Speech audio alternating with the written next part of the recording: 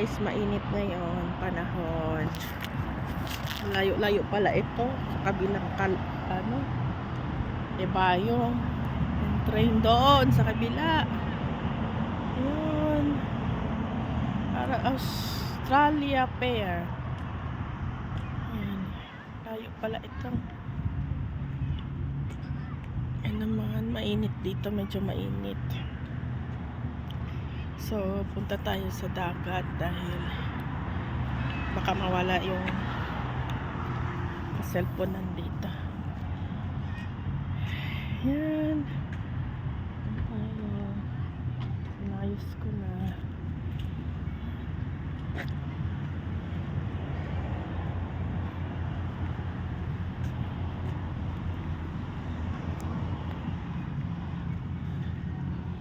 May coffee shop pala doon.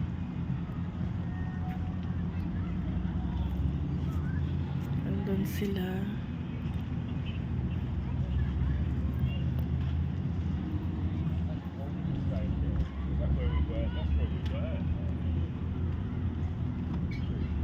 May nagbabantay.